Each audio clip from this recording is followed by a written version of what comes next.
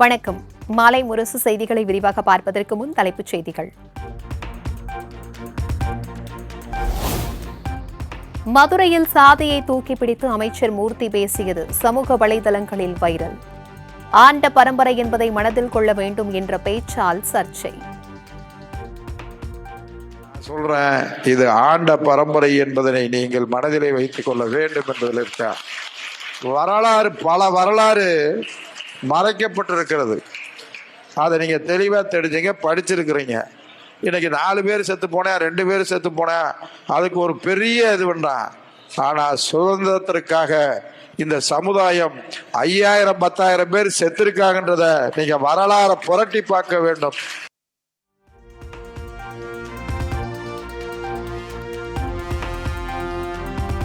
அரசு பள்ளிகளை தனியாருக்கு தத்துக் கொடுப்பது ஏழை எளிய குழந்தைகளின் கல்வி உரிமையை பறிக்கும் செயல். பள்ளிக் கல்வித்துறை அமைச்சர் பேச்சுக்கு திமுக கூட்டணியில் உள்ள மார்க்சிஸ்ட் கம்யூனிஸ்ட் கட்சி கண்டனம்.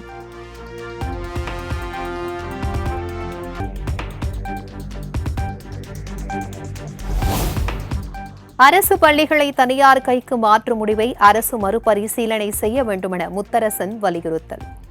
கட்டணமில்லா கல்வி பெறும் ஏழை குழந்தைகள் பாதிக்கப்படுவர் என கருத்து.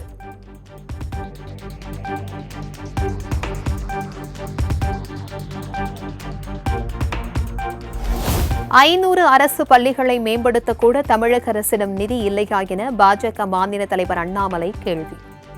கல்வித்துறைக்கு ஒதுக்கப்பட்ட 44,000 கோடி எங்கே சென்றது எனவும் காட்டம்.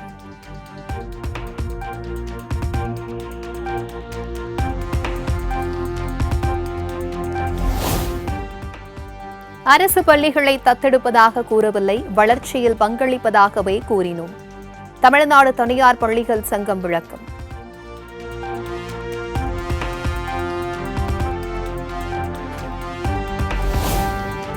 சொல்லப்படாத வார்த்தையை அரசியலாக்க வேண்டாம் என தனியார் பள்ளிகள் சங்கம் காட்டம். அரசு பள்ளிகளுக்கு உதவ தயாராக உள்ள தனியார் பள்ளி தாளாளர்களின் பெருந்தன்மை கொச்சைப்படுத்தப்படுவதாகவும் கருத்து.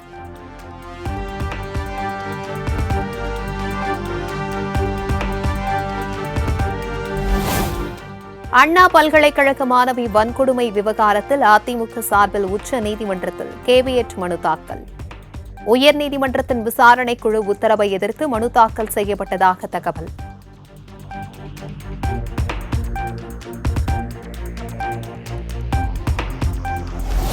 நடப்பாண்டில் அதிமுக இணைப்பு நிச்சயம் இருக்கும் என சசிகலா திட்டவட்டம்.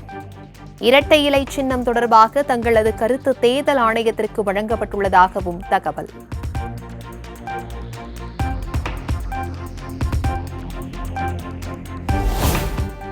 சென்னை போயஸ் கார்டன் நிலத்தில் ரஜினிகாந்துடன் ஓ பன்னீர்செல்வம் சந்திப்பு. புத்தாண்டு வாழ்த்து கூற நேரில் சென்றதாக தகவல். மரியாதை நிமித்தமாக எப்படி இருக்காரு சார்? நல்லா இருக்காரு, திலகத்தமா இருக்காரு, உடல் ஆரோக்கியத்தோடு இருக்காரு. பேசிருந்தீங்க, என்ன மாதிரியான கருத்துல பகிர்ந்துட்டீங்க சார்?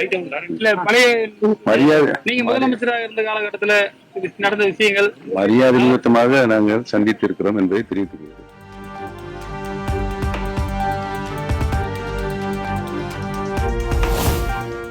பெருநகர சென்னை மாநகராட்சி, மதுரை, திருச்சி உள்ளிட்ட 16 மாநகராட்சிகள் விரிவாக்கம் செய்யப்படும். காளையார்கோவில், திருமயம் உள்ளிட்ட புதிதாக 25 பேரூராட்சிகள் உருவாக்கப்படும் என்றும் தமிழக அரசு அரசாணை.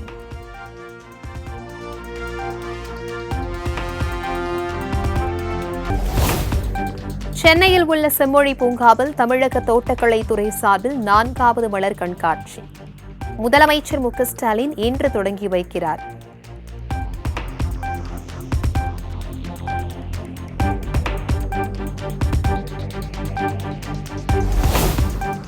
தமிழகத்தில் அரையாண்டு தேர்வு விடுமுறை முடிந்து இன்று பள்ளிகள் திறப்பு. விடுமுறை நீட்டிக்கப்படுவதாக தகவல் வெளியான நிலையில் தமிழ்நாடு பள்ளிக்கல்வி இயக்குநரகம் அறிவிப்பு.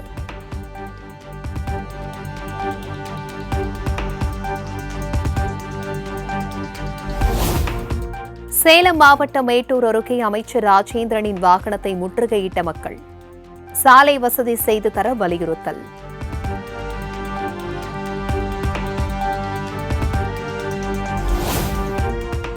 அண்ணா பல்கலைக்கழக மாணவி பாலியல் வன்கொடுமைக்கு எதிராக பாமக மகளிர் அணியின் போராட்டத்திற்கு அனுமதி மறுப்பு. தடையை மீறி போராட்டம் நடத்த பாமக மகளிர் அணி திட்டமிட்டுள்ளதாகவும் தகவல்.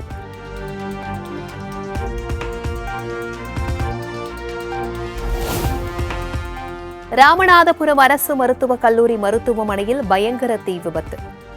2வது தளத்தில் ஏற்பட்ட மின்கசிவு காரணமாக தீப்பற்றியதாக தகவல்.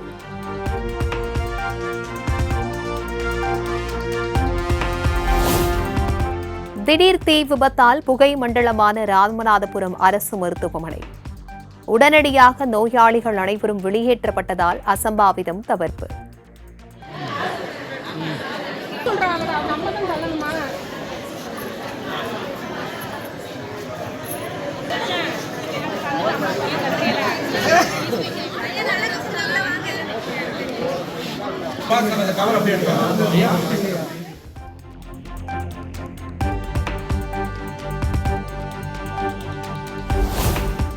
கள்ளக்குறிச்சி மாவட்டம் சின்னசேலத்தில் இளம்பெண் பாலியல் வன்கொடுமைக்கு உள்ளாக்கப்பட்டு கொலை செய்யப்பட்ட விவகாரம்.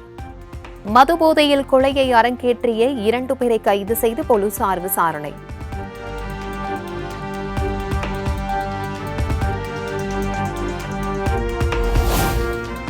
கடலூர் மாவட்டம் சிதம்பரம் அருகே சதுரங்க வேட்டைப்பட பாணியில் கோபுர கலசத்தில் இரிடியம் இருப்பதாக கூறி நூதன மோசடி. ஒருவரை கைது செய்து காவல்துறையினர் விசாரணை.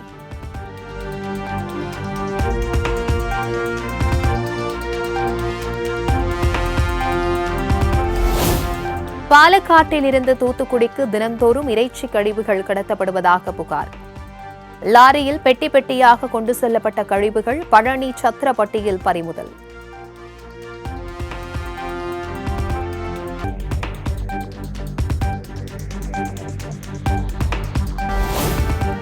தொடர் விடுமுறை முடிந்து சென்னை நோக்கி படையெடுத்து வரும் பொதுமக்கள். ஆத்தூர், செங்கல்பட்டு, தாம்பரம் உள்ளிட்ட பகுதிகளில் கடும் போக்குவரத்து நெரிசல்.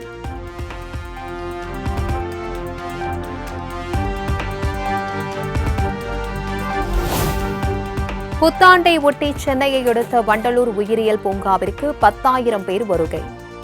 பூங்கா நிர்வாகம் அறிவிப்பு.